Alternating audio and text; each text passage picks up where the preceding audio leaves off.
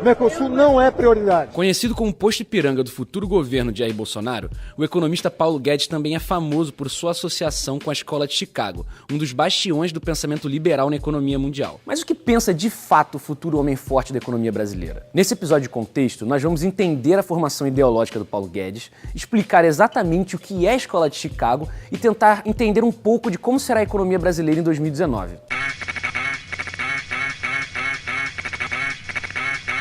Para entender a Escola de Chicago, você precisa saber de duas coisas. Primeiro, que eles estão posicionados no extremo do espectro econômico liberal. Segundo, que eles são radicalmente opostos à intervenção estatal na economia, em especial na corrente keynesiana de pensamento que estava muito em voga no século XX, justamente na época em que a Escola de Chicago começou a ganhar proeminência. Mas, para fugir do economês e entender na prática essas teorias, nós conversamos com Marcel Balaciano, professor da FGV, que nos contou um pouco das balizas ideológicas dessa corrente de pensamento. Então, a Escola de Chicago, na parte de economia, né, logicamente, ela defende o liberalismo econômico, uma menor intervenção do Estado na economia, um pouco por essa linha. Um dos principais expoentes da escola é o Milton Friedman, mas entre outros, porque ao longo desse tempo todo, 30 prêmios Nobel de economia já passaram lá por Chicago. E como o Marcel explicou, os principais pilares econômicos da Escola de Chicago são o livre mercado, a quase nula intervenção estatal e o foco na iniciativa privada, incluindo as privatizações.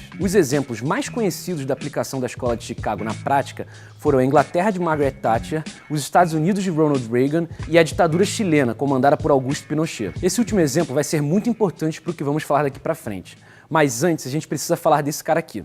Milton Friedman talvez seja o maior nome da Escola de Chicago. Ele ganhou um prêmio Nobel em 76 por um trabalho que, entre outras coisas, identificou que a crise de 1929, uma das maiores da história dos Estados Unidos, era na verdade resultado de políticas intervencionistas do Banco Central americano. É importante falar de Friedman aqui, porque nos anos 70, quando ele era o cabeça da Escola de Chicago, suas ideias ultraliberais acabaram se aproximando das da ditadura de Augusto Pinochet. E alguns economistas chilenos que fizeram seus estudos na Universidade de Chicago chegaram a ser chamados para ocupar posições de destaque na economia do país. E por causa da influência da Escola de Chicago em seus pensamentos, eles receberam o apelido de Chicago Boys. No início dos anos 80, Guedes tinha acabado de terminar seu PhD na Escola de Chicago e foi convidado para se tornar um pesquisador na Universidade do Chile. De volta ao Brasil, Paulo Guedes se tornou uma voz muito crítica às medidas econômicas implementadas no país. Ele foi contra o Plano Cruzado, ele foi contra o confisco de poupanças feito pelo Collor e teve muitas ressalvas ao Plano Real. Ele chegou a ganhar o apelido de Beato Salu, inspirado no personagem de Roque Santeiro por seu jeito meio catastrófico. Guedes ainda fundou o banco de investimento Pactual,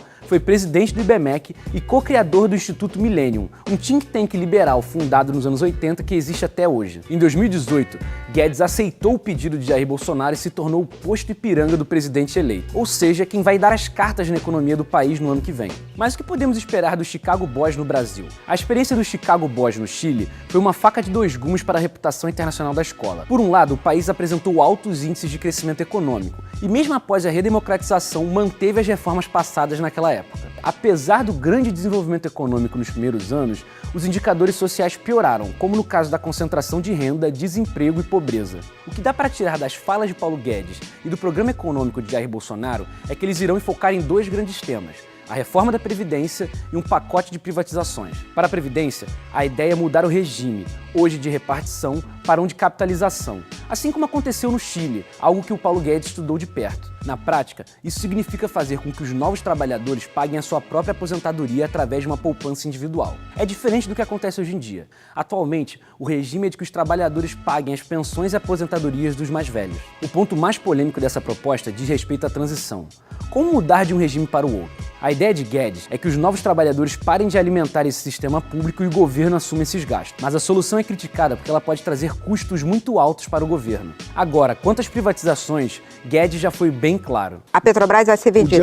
O diagnóstico, por mim, todas. A ideia é pegar os montantes conseguidos com a privatização e usar para pagar a dívida pública, cujos gastos são os que mais pesam atualmente no orçamento da União. Ele sugere que conseguiria 1 trilhão com as privatizações no total, o que é acima do valor de mercado atual. Mas, Privatizar tudo é quase uma missão impossível e até Guedes reconhece que não vai ser assim tão fácil. Diferente do que aconteceu no Chile nos anos 70, quando todas as ideias de Chicago tiveram o aval de uma ditadura como a de Pinochet, agora as propostas precisam passar pelo Congresso. E antes disso, debater com os membros do próprio governo, que já demonstram divergências com as ideias. The real miracle in Chile was not that those economic reforms worked so well. The real miracle is that a military junta was willing to let them do it. Para tentar fortalecer sua posição, Guedes tem investido forte em outros nomes associados à escola de Chicago. Segundo o super-ministro, eles seriam os Chicago Oldies, já que eles não têm mais idade para serem Chicago Boys. Além das privatizações e da Previdência, Paulo Guedes já falou na criação de um imposto de renda único,